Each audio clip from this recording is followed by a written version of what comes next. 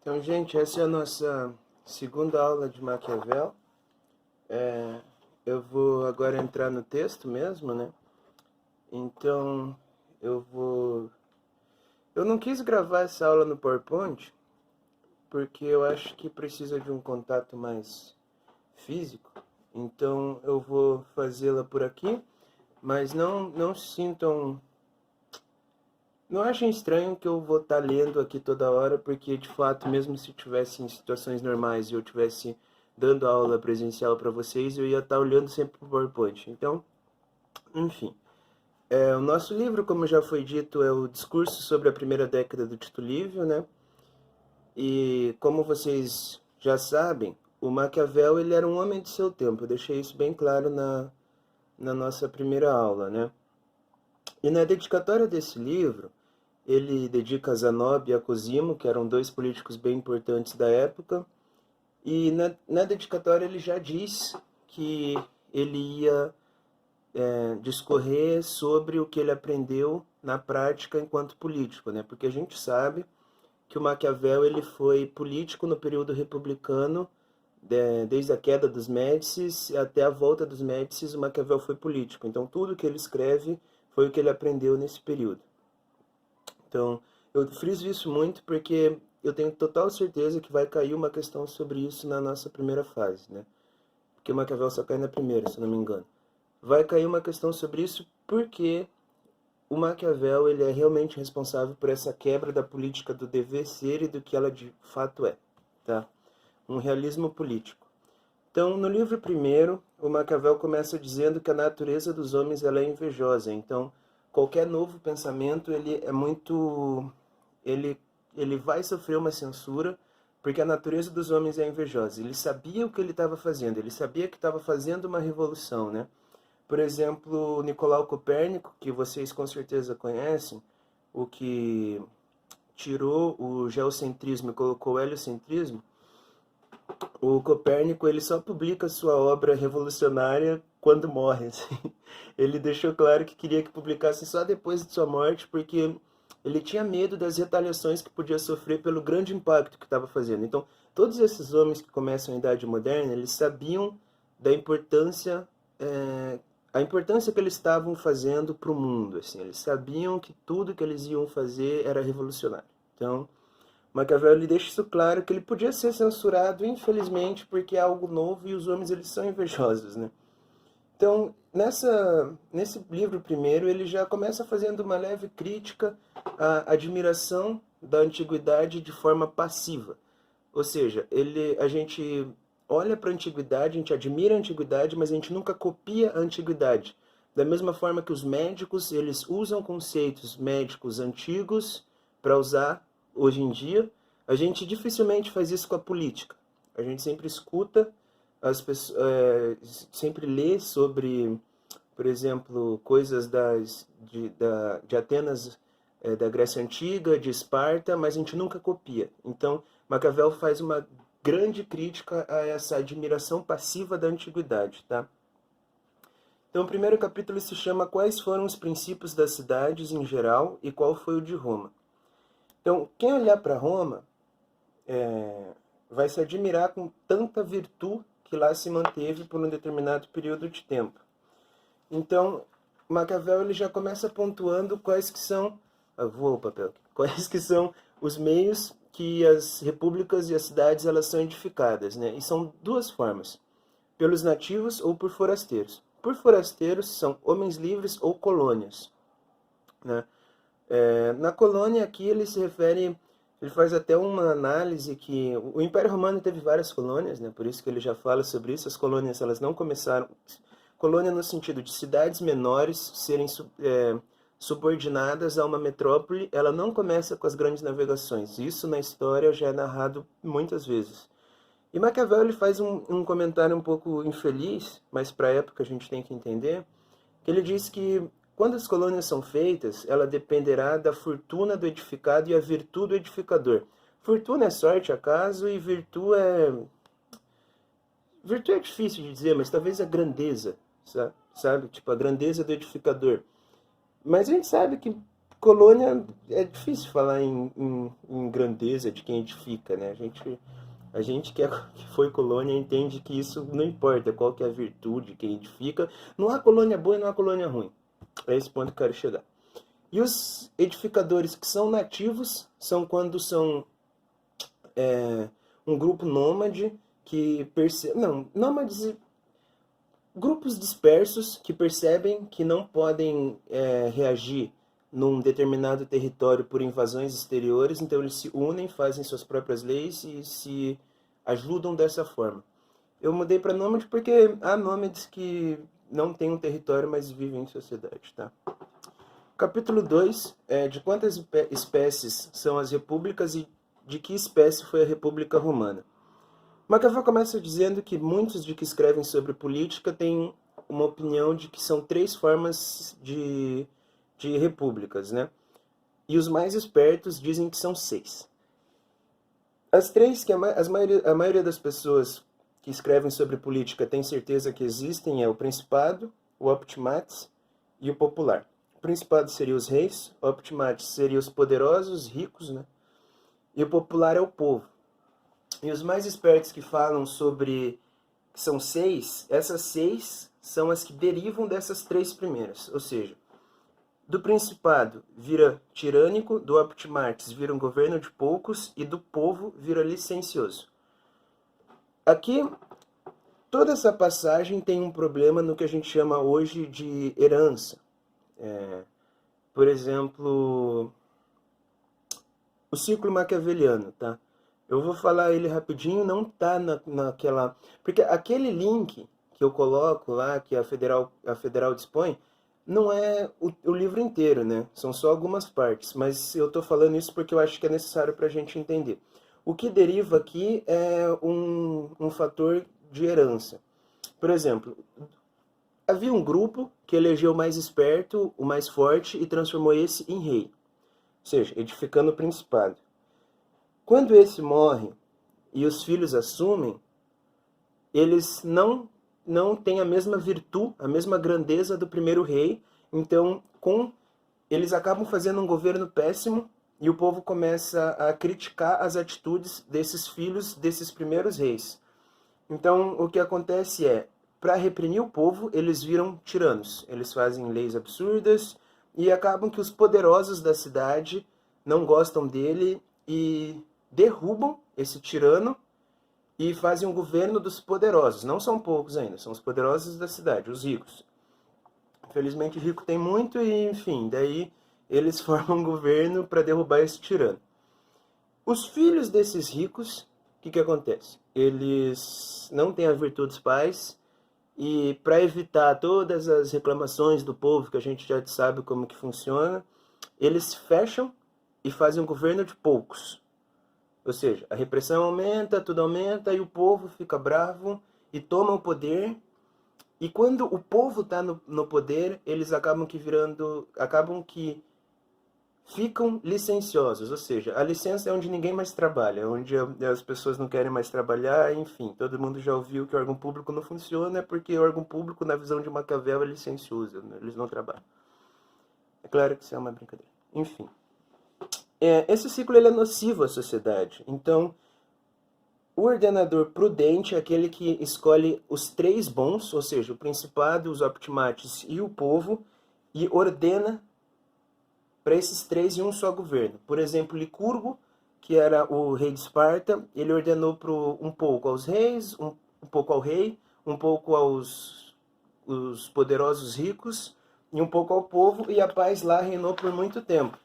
Só que, por exemplo, Solon, que é o dito pai da democracia que a gente conhece, ordenou apenas para o povo, em Atenas, na Grécia Antiga, e ele viu a ditadura lá emerger enquanto ainda era vivo, ok? Então, por isso que Maquiavel fala que esperto é aquele que ordena para os 3. Então, se Roma não teve uma ordenação como Licurgo, ela teve uma grande fortuna, ela teve uma grande sorte, que foi a desunião da plebe com o Senado, tá?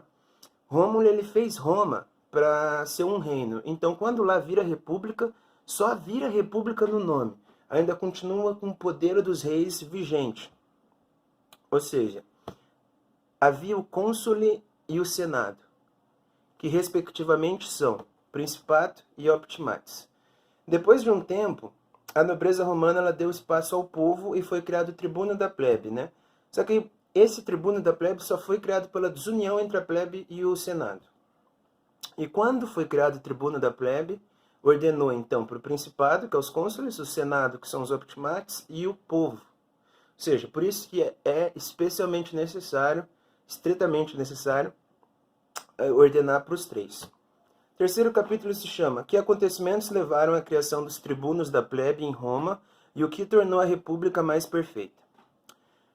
Os governantes que irão ordenar uma república devem ter em mente que os homens são maus e usarão essa maldade quando puderem. Na época dos Tarquínios, a nobreza e a plebe andavam juntas. Parecia que a nobreza tinha uma característica popular até. Quando os Tarquínios morrem, ela mostra sua real face. Ela começa a oprimir bastante a plebe. Então, por que, né, que a nobreza, enquanto os Tarquínios eram vivos, ela foi ok, foi gente boa com a plebe? Por medo. Tá? Maquiavel ele diz que os homens só fazem o bem por necessidade, ou seja, as leis é que tornam os homens bons.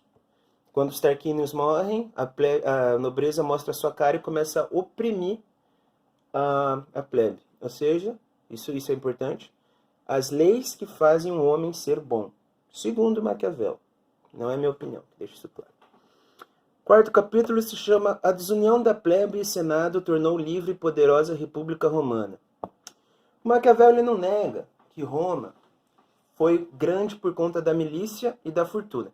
Milícia aqui não é o escritório do crime, não é o que a gente está acostumado com milícia. Milícia em Maquiavel e na época da Península Itálica, tá? Do século XV, 1400 alguma coisa. Milícia é o exército particular do rei, ok? E fortuna, como a gente sabe, é a sorte ou acaso. Porém, ele diz que quem negar os tumultos censura o que causou de fato a liberdade em Roma.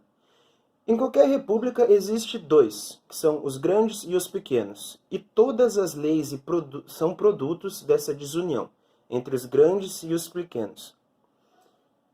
Ou seja, gente, aqui é importante. Aqui muita gente fala da frase clássica do Marx, tá? Meus amigos de sociologia não vão ficar um pouco chateados comigo, mas Maquiavel disse que a luta de classes é o motor da sociedade antes, só que com palavras diferentes, tá? Ele disse que há dois humores, os grandes e os pequenos, e tudo é fruto da desunião dos dois. Então, basicamente é isso. É a luta de classes, que Maquiavel já está colocando aqui. Óbvio que não é uma classe de burguesia e proletariado, porque isso é fruto do século XVIII, século XIX. Ok. Então, o resultado da desunião entre os grandes e os pequenos foi o que trouxe o tribuno da plebe. Então, quando foi feito o tribuno da plebe, o que era apenas principado e optimates transformou no principado, optimates e o povo, o popular. Capítulo 5 se chama Onde se deposita com mais segurança a guarda da liberdade? No povo ou nos grandes? Quem deseja conquistar ou quem deseja manter? Então, sempre em toda república é necessário ter um guarda para a liberdade. O que seria esse guarda da liberdade? Alguém que se mantém vigilante dos direitos.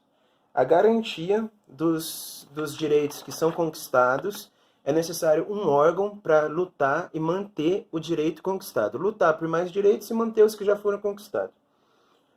Os romanos deram para a plebe, Esparta e Veneza deram para nobreza. Esparta e Veneza deram para a nobreza. Para quem que a gente deve dar a guarda? Voltando. Roma deu para a plebe, Esparta e Veneza deu para a nobreza. Se a gente for analisar o resultado final, a gente daria a guarda da liberdade à nobreza. Por quê? Porque a liberdade em Roma, que deu para a plebe, durou muito menos do que Esparta e Veneza. A liberdade em Esparta e Veneza duraram muito mais. E eles deram a guarda da liberdade para a nobreza, tá? Porém, se a gente seguir a razão, a gente deve dar a guarda a quem menos deseja usurpar a liberdade. Os nobres, eles têm desejo de dominar. Os plebeus, de não serem dominados. Esses são os grandes ânimos de uma sociedade. Ou seja, os plebeus têm maior vontade de serem livres. Os populares, eles têm mais zelo pela liberdade. Conclusão de Maquiavel é: ou se faz um império como Roma, ou se faz uma república que se mantém como Esparta e Veneza. Império, você precisa ordenar aos plebeus. Roma, como Roma. E para uma república que se mantém, você precisa ordenar a nobreza. Capítulo 6. Onde se procura saber se em Roma era possível ordenar um Estado que eliminasse as inimizades entre povo e Senado. As controvérsias entre plebe e Senado existiram até os Gracos, quando causou a ruína da vida livre. Ou seja, quanto a ruína da vida livre, a ruína da vida livre, as controvérsias entre plebe e Senado existiram até os Gracos, quando causou a ruína da vida livre. Ou seja, para se ter vida livre, aqui é a conclusão que eu quero chegar. Para se ter a vida livre, é necessário que há controvérsia entre plebe e Senado. Ok? Então, para existir uma república, é necessário os tumultos? É necessário essa desunião? Para que haja vida livre? Sim. Então, por último, Maquiavel faz uma comparação de Esparta e Veneza, que Esparta seria antiga, Veneza moderna. Quem governava em Esparta era rei / senado, e em Veneza gentes homens, que nada mais é do que optimates, né? Esparta e Veneza não tiveram tumultos para ser edificado. Então, para se permanecer tranquilo como eles, era necessário que Roma não empregasse a plebe como exército e não aceitasse o forasteiro. Só que, quando eles empregam a plebe como exército e aceitam forasteiros, é por isso que a plebe ganha um grande número. Primeiro, eles ganharam forças, né, porque lutaram com o exército, souberam como manejar as armas, e o forasteiro sempre ficava do lado da plebe, né? Então, a conclusão final é: se eliminar os tumultos, iriam eliminar as razões que fizeram chegar onde chegaram. Roma só chegou onde chegou porque a plebe sabia manejar armas, era grandiosa. Então, se Roma fosse copiar Esparta, na qual não aceitava forasteiro, a plebe e os grandes, havia uma igualdade de pobreza, havia em Esparta desigualdade de cargos, igualdade na pobreza, tá? Se fosse copiar Esparta, ela não iria alcançar tamanho império. Roma é conhecida como império grande. Esparta, ela se ordenou muito tempo na paz, mas era uma cidade pequena. Então essa é a grande diferença. Então a aula 2 de Maquiavel basicamente é isso, né? É explicar como que Roma chegou a... Na verdade, esse livro é dizer como é que Roma chegou ao Império Romano da forma que foi edificado. Gente, obrigado. Nos vemos na próxima.